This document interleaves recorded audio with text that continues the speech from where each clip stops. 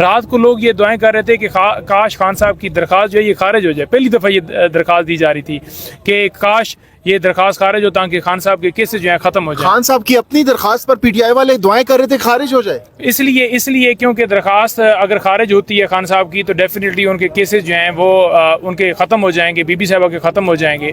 لیکن خان صاحب کا جو موقف تھا وہ بڑا کلیئر تھا. انہوں نے کہا کہ میں نہیں چاہتا کہ میرے کیسز یا میں کیسز سے بھاگوں گا, میں کیس اپنے جھوٹے ہیں جو بھی بنائے گے میں فیس کروں گا. لیکن دیکھیں بہت شکریہ, بڑی نوازش.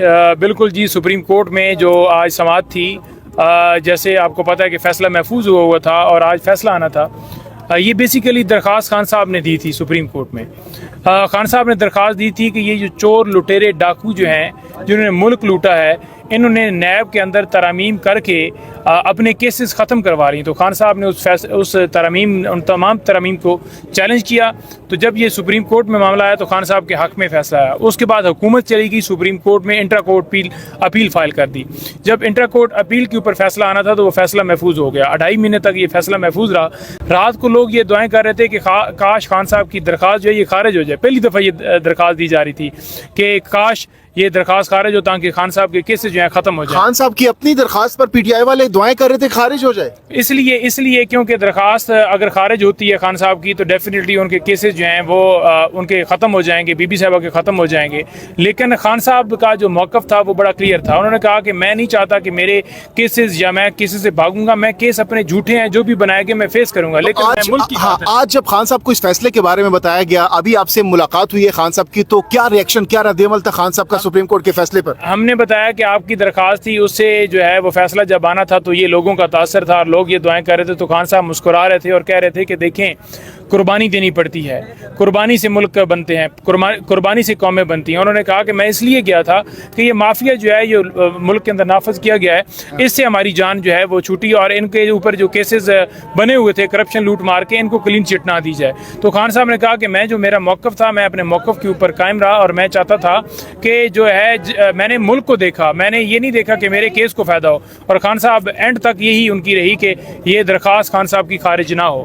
لیکن خارج ہوئی تو اس کے بعد اب صورتحال یہ ہے کہ خان صاحب اور بی بی صاحبہ کی حد تک اگر دیکھا جائے تو بی بی صاحبہ کو فوراً رہا کر دینا چاہیے تھا, جو کہ ابھی تک نہیں کیا گیا. اور ہم مطالبہ کرتے ہیں کہ ان کو فی الفور رہا کیا جائے.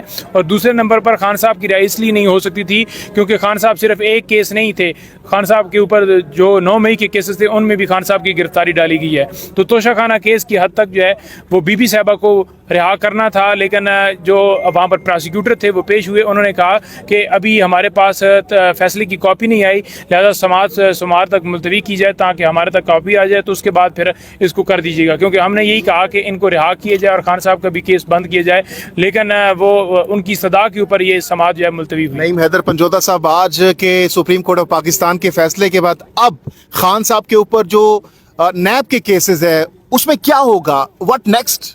دیکھیں نیب کے کیسز کے اندر یہ ہوگا کہ وہ کیسز تو اپنی دم ختم ہو گئے. اس کی ریزن یہ ہے کہ جو ترامیم تھیں اس کے اندر جو بھی کابینہ کا فیصلہ ہوتا ہے وہ اس فیصلے کو ایگزمپشن حاصل تھی. تو یہ کابینہ کا ڈیسیژن تھا. 190 ملین پاؤنڈ جو کیس بنایا گیا کہ 190 ملین پاؤنڈ آئے اور ایک خط لے کر آئے اور اس لیٹر کو چھپایا گیا, یہ کیا گیا وہ کیا گیا, ایک فیصلہ لیا گیا. تو وہ کابینہ کے جو ترمیم کابینہ کے حوالے سے تھی کہ استثنا حاصل ہے, تو لہٰذا اس کو دیکھتے ہوئے یہ کیس نہ القادر چل سکتا ہے. اور توسہ خانہ کیس ہے وہ بھی 50 کروڑ سے نیچے کا بنایا گیا, تو اس لیے وہ بھی نہیں چل سکتا. تو پنجوتا صاحب اس کے بعد ہم دیکھ سکتے ہیں کیونکہ خان صاحب کے جو میجر کیسز تھے وہ توشہ خانہ 2 تھا اور القادر والا تھا.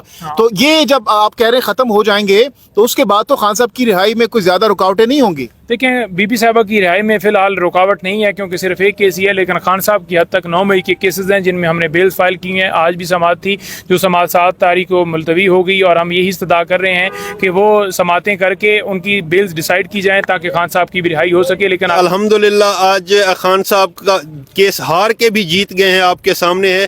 ہم تو اس کو براڈر پراسپیکٹو میں دیکھ رہے تھے کہ یہ اگر فیصلہ عمران خان کے حق میں آ جاتا تو کرپشن پہ रुकावट आ जाती, लेकिन सुप्रीम कोर्ट ने जो फैसला हुकूमत के हक में दिया यानी नैब तरामीम को बहाल कर दिया, उसमें यह है कि खान साहब को वैसे ही फ़ायदा मिल जाना है। अडियाला जेल में जो दो केसेस, आखिरी दो केसेस जिनकी समाअत हो रही थी, जो उसमें एक अलकादिर और एक तोशाखाना का केस था, वैसे ही वो इस जजमेंट के आने के बाद उड़ गए हैं। आज हमने अडियाला में समाअत के दौरान जज साहब को आगाह किया है। जज साहब ने फरमाया कि ठीक है, हम आपकी बात मान लेते हैं। अडियाला जेल के जो जज साहब जो समाअत सुन रहे थे, जो आर्गूमेंट सुन रहे थे हमारे, उन्होंने कहा है कि मेरे पास इस टाइम तक सुप्रीम कोर्ट ऑफ पाकिस्तान की तरफ से अटेस्टेड जजमेंट नहीं पहुंची। मेरे पास वो जजमेंट आ जाए तो उस जजमेंट के तनाजुर में उसको देख के मैं फैसला कर दूंगा। वो उन्होंने सिर्फ जजमेंट देखनी है और वैसे ही अलकादर और तोशाखाना का केस उड़ जाना है। 8 सितंबर को हमने इस जलसे को कामयाब करना है और 9 सितंबर को इंशाअल्लाह हम सारे दोस्त जाके खान साहब को बाहर ले आएंगे।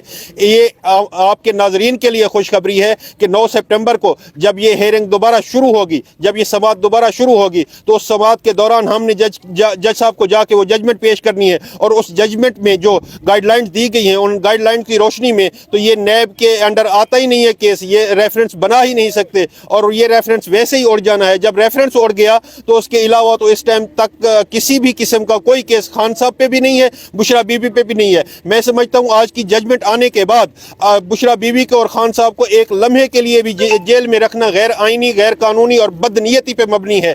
इसलिए कि जब सुप्रीम कोर्ट ऑफ पाकिस्तान ने अपनी जजमेंट अपलोड कर दी, अनाउंस कर दी, ओपन कोर्ट में अनाउंस कर दी, ये इन्फॉर्मेशन जज साहब तक भी पहुंच गई। उन पे बाइंडिंग था कि वो थोड़ी देर इसको वक्फा कर लेते और वक्फा करने के बाद वो जजमेंट मंगवाते, जजमेंट पढ़ते, उस जजमेंट की रोशनी में आज ही खान साहब को और बुशरा बीबी को रिहा करने का हुक्म देते। मैं समझता हूं कि जो हुआ सो हुआ। अब नेक्स्ट मंडे के लिए तो ऐसा ही आपको नजर आएगा। अगर इन 2 दिनों में यानी हफ्ता और इतवार छुट्टी के दिनों में भी हुकूमत ने कोई 2 नंबरी ना कर ली, कोई भोंडे केसेस और ना बना लिए, इस तरह की कोई हरकतें ना कर ली, लेकिन हमें कभी उम्मीद है कि इंशाअल्लाह मंडे को खान साहब बाहर होंगे।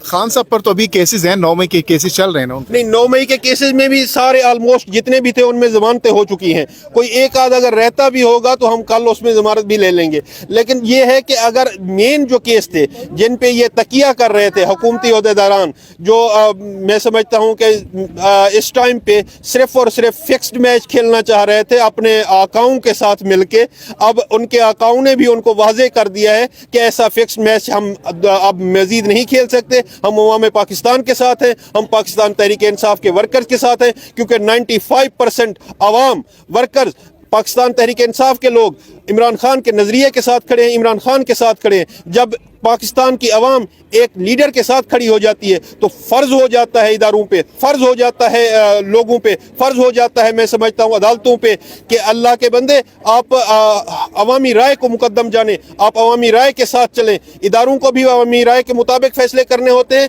अदालतों को भी अवामी राय के मुताबिक फ़ैसले करने होते हैं। अगर वो अवामी राय से हट के फ़ैसले करेंगे, उनकी ना कोई पजीराई होगी, ना कोई इज़्ज़त होगी, ना कोई वक़ार होगा। अगर आपने अपना वक़ार बहाल करना है, उसके लिए अवामी राय को मुकद्दम जाने, उसके लिए आइन और कानून को मुकद्दम जाने, आइन और कानून की रोशनी में फैसले करें। अगर आपने आइन और कानून के से हट के कोई फैसले किए तो उसको अवाम रद्दी की टोकरी में डाल देगी। और हम समझते हैं कि हमारे साथ इतनी बड़ी तादाद में अवाम है कि आपको आपके ऐवानों को हिला के रख देगी। आपको ये रेफरेंडम नजर आएगा 8 सितंबर को। इस रेफरेंडम में लोगों ने फैसला करना है, मिलियंस की तादाद में आपको लोग नजर आएंगे इंशाअल्लाह।